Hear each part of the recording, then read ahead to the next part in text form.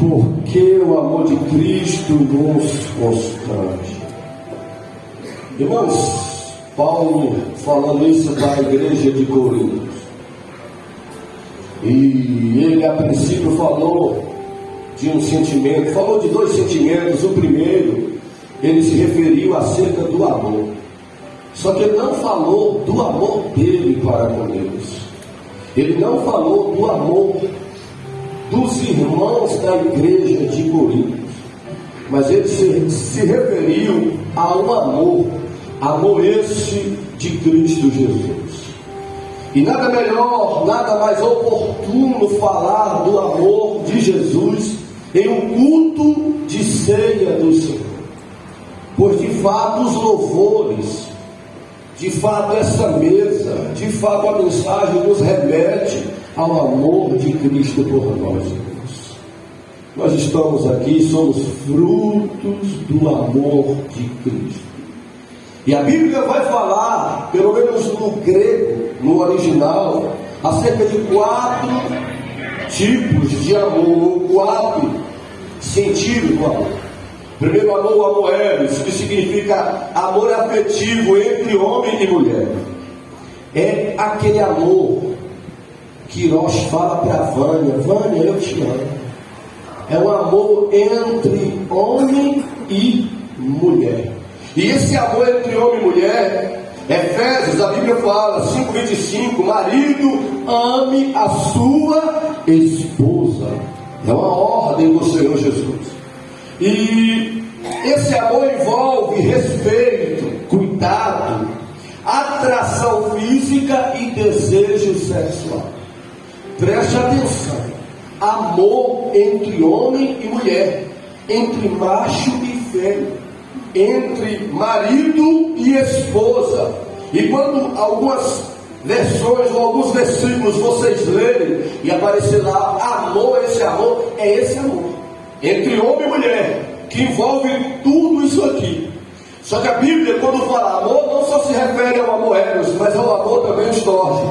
E esse amor, ele significa entre família e entre igreja. Já não é um amor entre homem e mulher, mas é um amor entre familiares e entre irmãos. É a mesma palavra amor, mas tem outro sentido ou outro significado. E Paulo, na igreja de Éfeso, capítulo 1, versículo 15, ele diz assim: olha, eu tenho ouvido a respeito da fé de vocês e do amor que há entre vocês. Paulo agora está falando que no meio da igreja, no meio dos irmãos, eles se amavam. Era anunciado, era propagado que na igreja de Éfeso era diferente. Por quê? Porque os irmãos se amavam. E este amor, ele é desenvolvido conforme a convivência. E é um amor diferente, irmãos, do amor entre marido e mulher. É por isso, depois que eu aprendi isso, eu digo: Cláudio Honor, eu te amo, Cláudio Honor. Eu expresso, Elenilson, você mora no meu coração. Eu expresso o amor pelos irmãos. Essa palavra, eu amo você.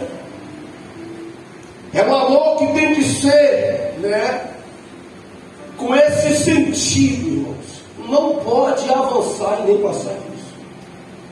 Existe esse amor como existiu na igreja de Éfeso. Esse amor, a Bíblia fala, entre os irmãos. Mas existe outro amor, além do eros e do estorge, o amor filhos, que significa afeto entre amigos. E Lucas 6,32, o Senhor diz assim: também os pecadores amam quem vos ama. O Senhor Jesus vai falar agora da palavra amor, mas não é o amor entre homem e mulher, não é o amor entre os irmãos que congregam, que temem a Deus, mas é o amor entre, ele diz, os pecadores, entre os ímpios. Preste atenção: é possível com que o ímpio ame o próximo. Aí ele diz: só que o ímpio só ama quem ama ele. O pecador só ama quem ama ele. Esse amor depende da circunstância. Quando o pecador, quando o ímpio, ele é amado, ele passa a amar. Aí eu fico a pensar, irmãos, nesse amor. Se o ímpio é capaz de amar, quem ama Ele. Como pode um cristão não amar quem ama Ele? Como pode alguém dizer que tem o Espírito de Deus, teme a Deus e não ama alguém que ama Ele? É algo para se pensar. Só que a Bíblia vai falar sobre outro amor, e é esse amor que eu gostaria de frisar nesta manhã. O amor ágape, que significa o amor afetivo entre Deus e a humanidade, entre Deus ou o Criador e a criatura.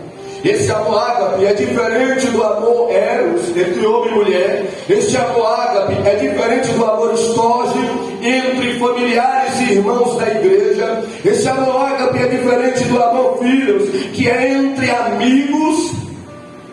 Eu tenho amigos que não são cristãos, irmãos, mas eu amo. Tenho colegas de infância que não são cristãos, não congregam comigo, não professam a fé, mas são amigos. São pessoas que se importam comigo. São pessoas que quando eu adoeço ligam para mim.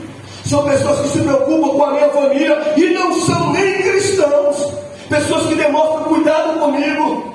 Pessoas que eu também demonstro o mesmo.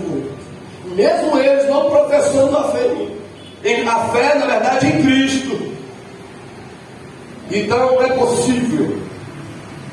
E esse amor ágape significa o amor de Deus para com a humanidade. E esse amor, irmãos, ele é diferente dos outros. Esse amor é um amor altruísta, desinteressado, incondicional, amor que se doa, amor que se entrega. E nós vamos ver isso em João 3,16. A palavra amor. João dizendo, porque Deus amou o mundo. Deus amou o mundo. Mundo aí não se refere às terras, às casas, às coisas materiais. O mundo aí se aplica às pessoas. Porque a Bíblia se refere, essa palavra mundo, pelo menos na Bíblia, ela tem três sentidos: mundo material, mundo sistema e mundo pessoa. E aqui não está dizendo que Deus amou a terra, que Deus não amou o sistema, mas Deus amou as pessoas que habitam no mundo. E Paulo, nesse texto no qual nós lemos, ele está se referindo a isso, porque o amor de Cristo, porque o amor dele, aí ele vai dizer, esse amor dele nos constrange. Paulo dizendo, quando eu entendi, quando eu aprendi, quando eu conheci o amor de Cristo, passei a ficar constrangido. E por que, irmãos, esse amor nos constrange? Constrangeu Paulo e constrange todos quando conhecem esse amor. Porque esse amor, ele fala que ele ama mesmo sem ser amado. Esse amor de Cristo, ele ama independente do retorno que pode levar. Esse amor de Cristo é um amor, irmãos, sem interesse. O amor ágape, o amor de Deus. E por que nos constrange? Porque, irmãos, quando nós falamos que Cristo nos ama, quando nós declaramos que Jesus nos ama, isso, ao invés de nos tornar mais religiosos, ao invés de nos tornar mais altivos, ao invés de nos achar superiores a alguém, o amor de Cristo vai nos constranger. Ninguém vai dizer para ninguém, olha, Jesus me ama, se colocando em uma posição superior do que o outro. Ninguém que compreendeu o amor de Cristo vai dizer, Jesus me ama, se sentindo mais santo e religioso do que o outro. Ninguém vai dizer que Jesus te ama se achando altivo, não. Quando alguém compreende e entende o amor de Cristo para com ela, vem esse sentimento de constrangimento na pessoa. E por que constranger? Constranger significa, irmãos, deixar envergonhado, deixar tímido, deixar sem jeito. deixar acanhar.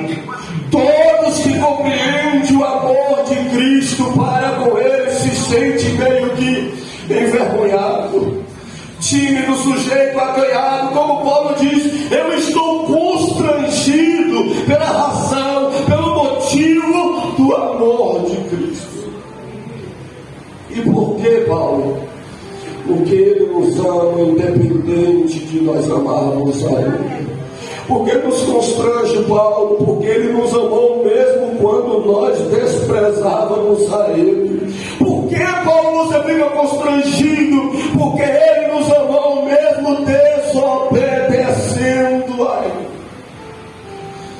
Aí, na carta aos Efésios, no capítulo 2, eu vou ler até o versículo 4, Paulo diz assim: a nossa realidade outrora e o amor de Cristo sendo o mesmo.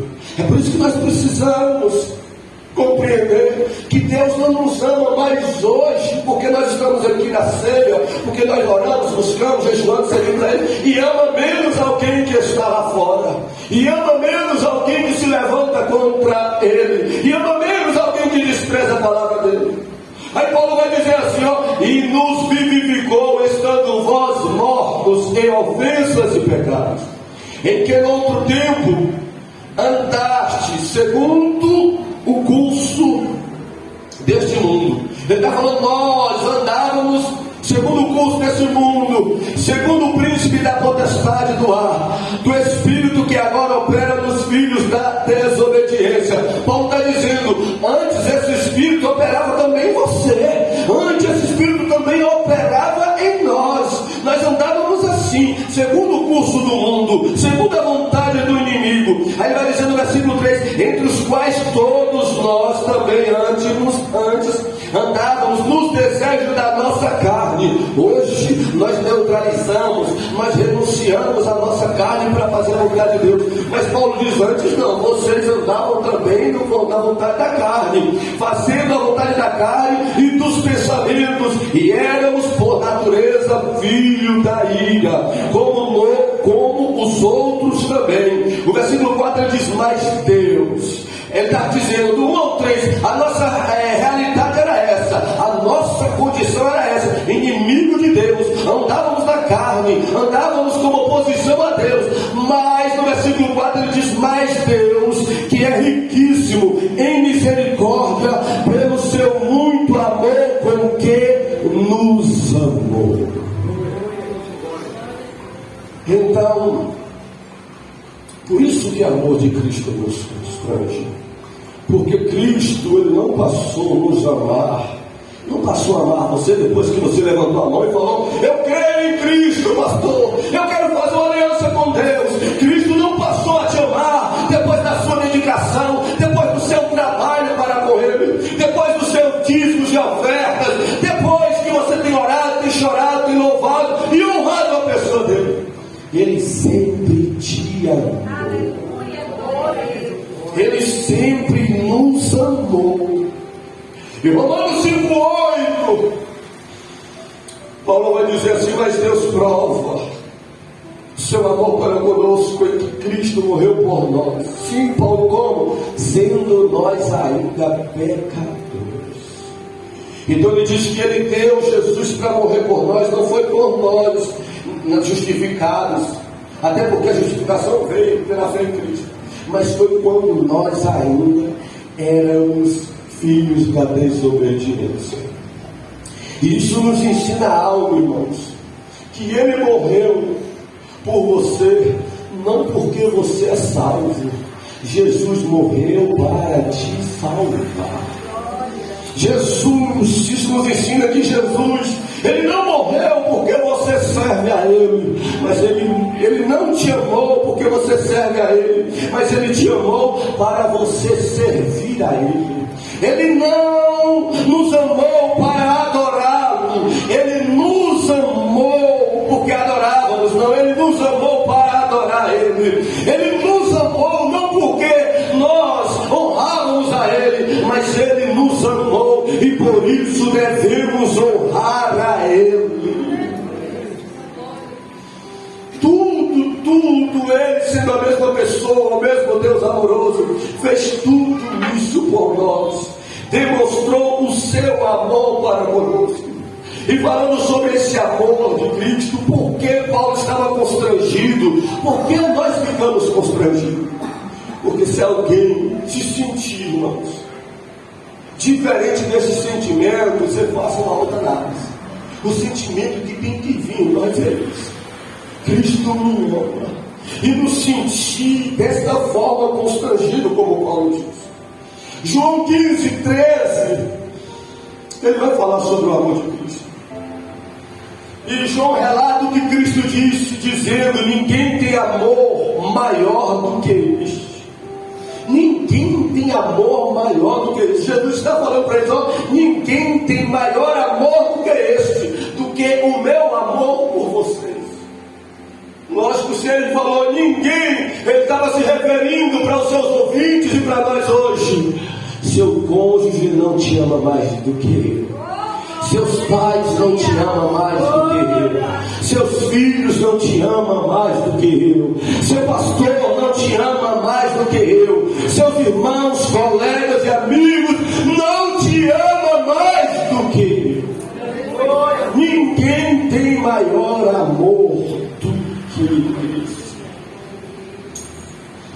Aí por que nos constrange, Paulo, como constrangeu você? Porque como Ícaro falou, irmãos, Jesus não tinha necessidade, irmão. Jesus estava no céu, como João diz que no princípio era o verbo era Deus, e o verbo estava com Deus, ele estava lá. Aí ele abriu mão da adoração dos anjos, adoração perfeita. Anjo, imagina aí, anjo não cansa, adora com entusiasmo, anjo serve, louva ele com tudo que tem, e ele estava lá, os anjos adorando. Aí ele abriu mão de lá para vir ser adorado por Deus. Por isso que o amor deve nos construir, porque Cristo estava lá no céu, no trono da glória, sentado no trono, sendo adorado, e deixou o trono para vir nascer uma manjedoura, irmãos. Jesus estava lá, ninguém o insultava Jesus, ninguém blasfemava contra ele. E ele deixou os céus e veio para aqui da terra, ser insultados pelos fariseus e escribas, sofreu ofensas e blasfemas por eles, chamando até de Beelzebul. Jesus abriu mão de tudo isso, irmãos. Lá ele não tinha fome, lá ele não passava frio, lá não tinha cruz, lá não tinha chicote, lá ninguém batia na sua face, e ele abriu mão de tudo para descer aqui. E qual foi o motivo? Paulo diz: o amor dele por nós, o amor dele por mim e por você. Como não ficar constrangido com isso? Eu penso que só alguém que não entende o amor de Cristo. Às vezes nós ficamos constrangidos quando alguém faz uma boa obra para conosco, quando um irmão, quando alguém que não precisa fazer algo, reconhecer algo em nós, mas faz aquilo por nós. Eu já ficamos meio constrangidos. Ô irmão, não faz isso não. Ô irmão, não mereço não. Isso é constrangimento. Nós nos sentimos diante das pessoas que fazem isso por nós, quanto mais diante do amor de Cristo. Sem merecermos, ele nos amou e deu a sua vida por nós. Eu me lembro, eu entendo disso melhor. Um dia que eu estava passando por transporte, um irmão que tem um lava-jato na cidade me chamou e eu parei, conversei com ele. Ele veio fazer algumas visitas na nossa igreja. Depois esse irmão falou assim, viu meu transporte estava sujo. Ele falou assim: pastor, entra aí. Por que, irmão? Para a gente começar, não, entra aí que eu vou estar lá de fora, eu vou lavar esse transporte do senhor. Chegou lá, irmãos, ele colocou o transporte na rampa, começou a lavar esse transporte. Tinha um funcionário, ele falou: pode deixar que quem vai lavar esse transporte sou eu. Começou a chover, eu corri para debaixo de um telhado, e ele mesmo assim lavando o transporte. E eu olhando para aquilo, eu comecei a ficar envergonhado. Eu olhando para aquilo, fiquei: meu Deus, o dono aqui fazendo isso comigo, eu não mereço. Aí depois o Espírito Santo me trouxe essa palavra. me ensinou esta palavra. É assim que Paulo se sentia, é assim que todo se sente quando entende o meu amor para com eles. Eles se sentem constrangidos, eles ficam tímidos, porque eles pensam que o Deus que merece ser servido veio servir a eles. E isso gerou um sentimento no meu coração de gratidão naquele dia. Eu saí daquele poço de lavagem pensando: eu quero que esse irmão precise de mim, eu quero que um dia ele me ligue, eu quero encontrar com ele. Não que eu queria que ele passasse por situação adversa, mas eu estou ciente de que todos nós estamos sujeitos. Mas pensando, um dia que ele precisar de mim, eu não vou medir esforços para me servir a ele, porque esse sentimento gera em nós um sentimento de gratidão. É por isso que Deus quer que nós entendamos isso e compreendamos, porque esse sentimento vai vir em nós e nós vamos pensar em Cristo. O amor dele me constrange, eu também vou retribuir a ele com fidelidade, com lealdade, com santidade, com busca, com temor, com adoração, com obediência, com serviços a ele. Isso nos constrange. Isso nos constrange. O que pode mudar em nós, além da gratidão, pode mudar em nós o nosso amor para com ele.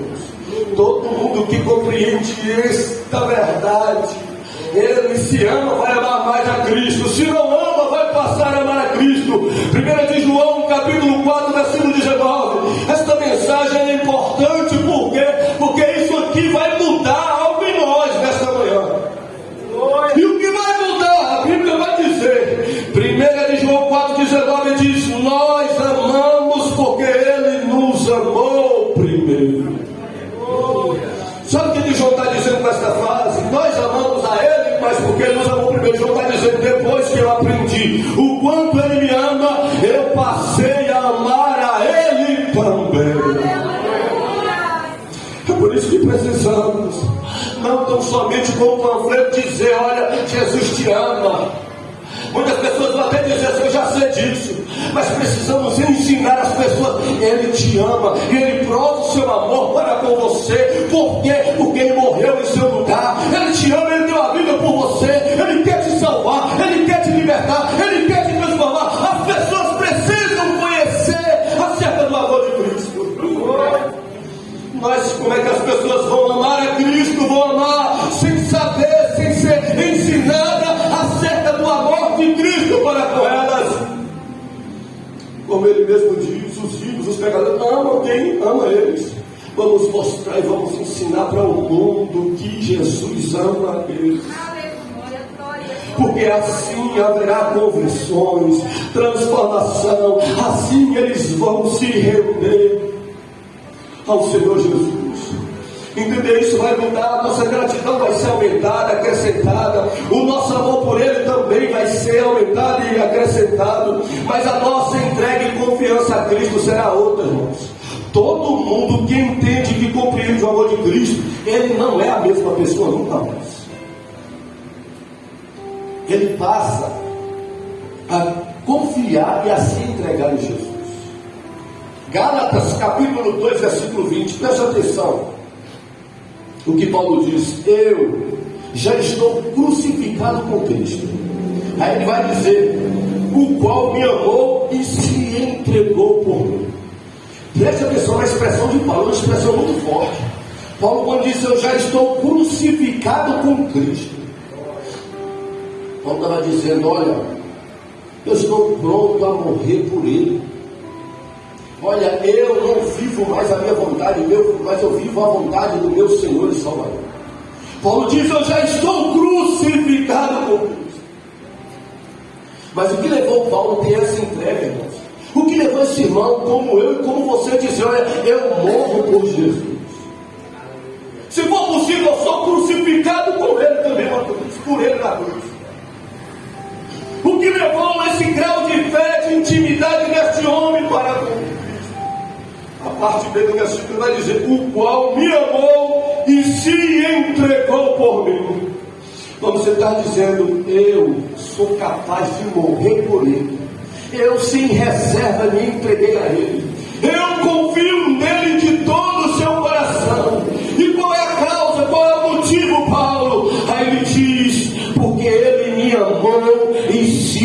entregou por mim primeiro. Todo mundo que entende, que compreende o que Cristo passou e sofreu, irmão, não foi por causa dele, mas foi por causa de nós. E isso muda a vida das pessoas. Eu louvo a Deus pela vida de vocês, pela busca, pela entrega, pela dedicação. De que anos, meses, os que começaram agora meses, mas já dedicados, os que estão há anos já envolvidos e passa por luta, e passa por prova, e passa por perseguição, e passa por luta espiritual, e passa por tanta coisa, dificuldade financeira, dificuldade na saúde, é tanto problema no meio dos familiares, no meio dos amigos, no meio do trabalho, no comércio, é tanto problema, mas vocês continuam com Cristo, vocês não abrem mão da fé, vocês continuam servindo a Ele, como Paulo dizendo: olha, eu decidi, mesmo com luta, mesmo com abundância, mesmo com perseguição ou com exaltação, eu estou com Cristo, eu não abro mão de Cristo, eu sirvo a Cristo e servirei por todos os dias da minha vida. Isso é fruto do conhecimento de vocês acerca do amor de Cristo. Agora, como não fazer um trabalho cristocêntrico? Como não valorizar um momento como esse de ceia? Só que compreender e entender o amor de Cristo vai mudar em nós o nosso amor por Ele, vai mudar em nós a nossa gratidão a Ele, vai mudar em nós a nossa entrega e confiança a Ele, mas vai mudar em nós a capacidade de tê-lo. E capacidade aqui, irmãos, fala de totalidade, de inteiro, de cheio, de completo. E Paulo em Efésios 3,19 ele diz: e conhecer o amor de Cristo, para que sejais cheios de toda plenitude de Deus. Olha que versículo interessante. Paulo dizendo: e conhecer o amor de Cristo. Para que, Paulo? Eu preciso conhecer o amor de Cristo. Para que, Paulo? Eu preciso aprender, compreender o amor de Cristo. Ele vai dizer: para que sejais cheio de toda plenitude de Deus. Plenitude, totalidade, inteiro, cheio, completo.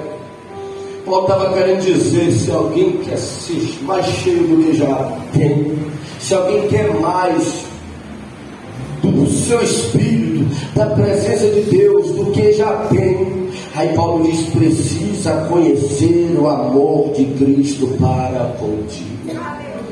Ele diz que conhecendo o amor de Cristo, nós vamos ser cheios da plenitude, da presença, do Espírito de Deus.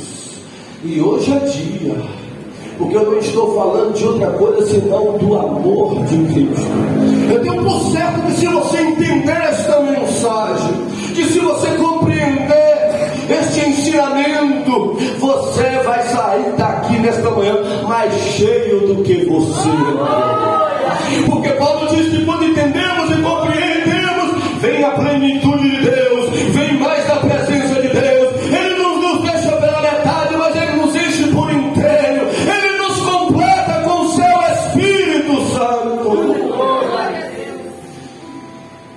E falando disso, alguém pode falar, porque isso é muito importante, irmãos, compreender.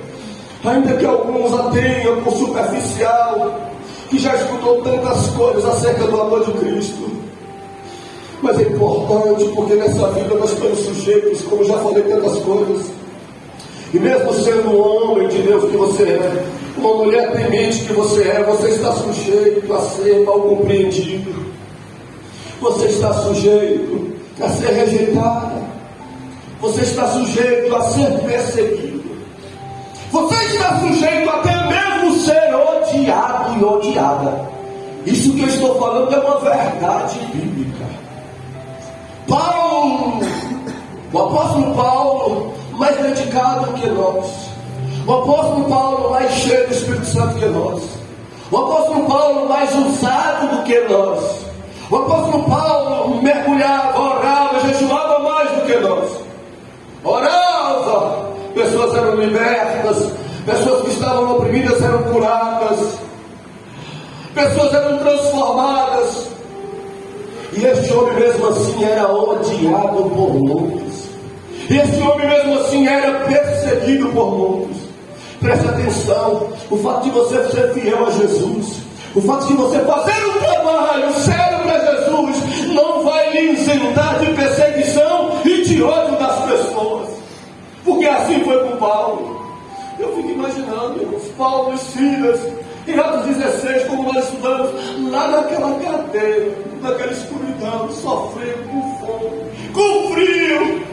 Por quê? Porque pregou o Evangelho, pessoas foram libertas, pessoas converteram e lançaram ele lá. Agora imagina Paulo, como em Atos mais para frente, Atos 22, a seguir vai dizer que ele pregando, as pessoas queriam apedrejar, queriam matá-lo, queriam destruí-lo. Pense a mente desse homem, pense o pensamento desse homem. Você às vezes alguém fala que não está gostando de você, alguém às vezes não lhe dá a paz do Senhor, alguém às vezes falou mal de você, você quer sair da igreja, você quer abandonar a fé, você quer deixar de orar, de cantar, de pregar, de louvar, de fazer as coisas para Jesus. Imagina aquele homem sendo apedrejado literalmente porque era crente. Imagina aquele homem ser preso porque era fiel a Jesus, ser odiado porque ajudava as pessoas e fazia o bem. Paulo, por muitas vezes, solitário, chorando, se sentindo, irmãos, desprezado, humilhado, desvalorizado, ele sem ter a visita de ninguém, quando estava preso, aparecia um de madrugada e dizia para ele: Paulo, eu estou contigo. Paulo, eu te amo, Paulo. Paulo, se eles não te valorizam, eu te valorizo. Paulo, se eles querem o seu mal, eu quero o seu bem, Paulo. Paulo, se eles querem te prender, eu vou te soltar para você fazer a minha obra. Anima, tenha força, Paulo, porque se o mundo não te ama, o meu amor para você basta, Paulo. E você precisa compreender isso, irmãos.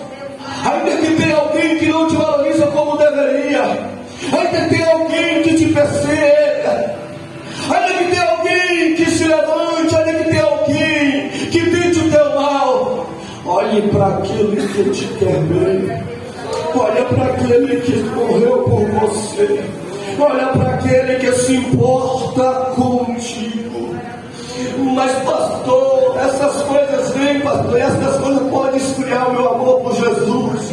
Pastor, essas coisas vêm, pastor, e querem me distanciar dele. Pastor, essas coisas não é fácil, pastor, eu sei, eu também já passei. Se não por todas, por muitas. Então o que fazer, pastor? As pessoas com essas atitudes, o inimigo com essa forma, querem afastar desse Jesus que me ama.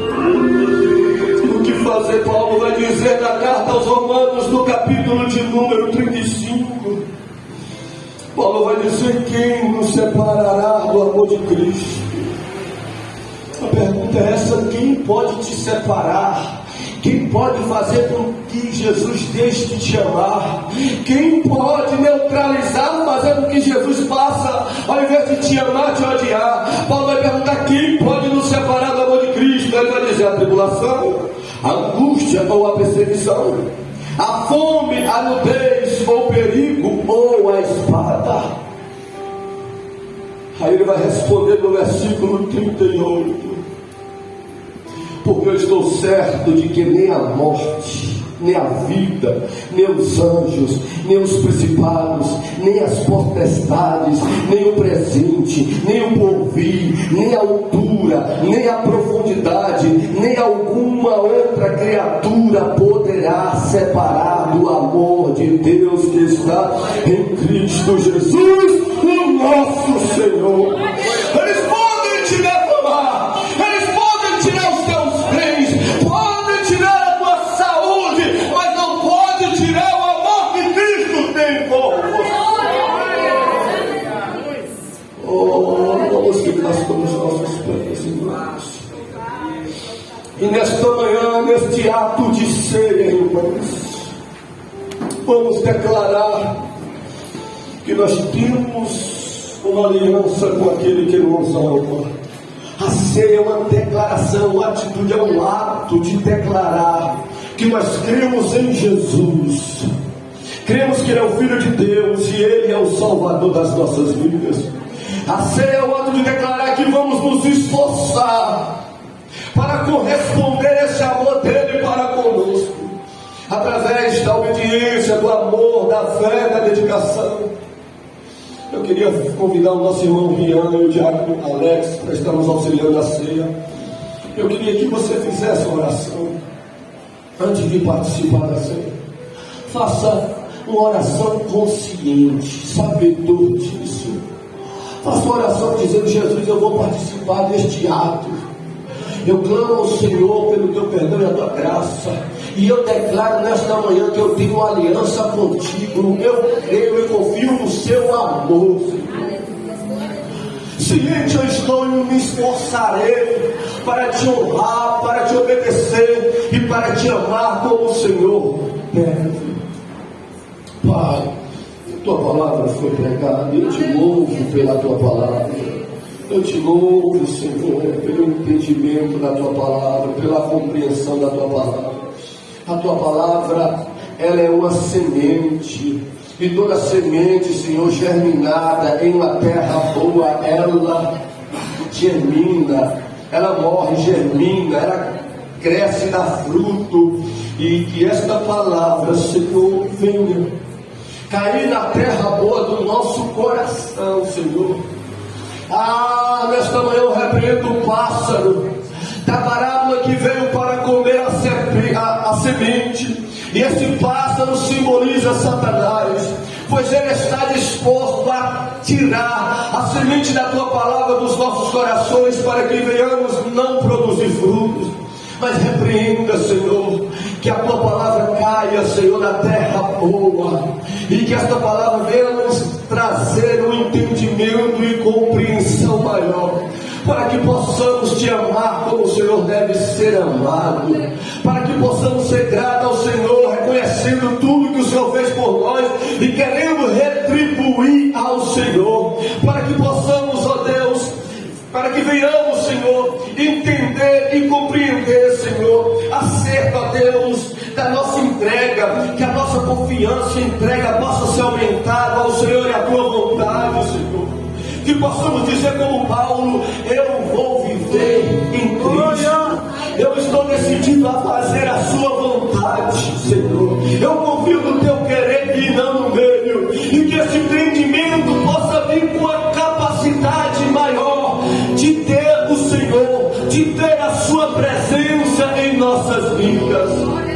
Venha perdoar os nossos pecados, venha nos lavar com teu sangue precioso e poderoso, Senhor Jesus. Lava as nossas vestimentas, declaramos que tu és o Messias, que tu és o Filho de Deus, que tu és o Salvador da humanidade e particularmente das nossas vidas. Contemple cada oração, cada aliança que será, Senhor, anunciada contigo nesta manhã.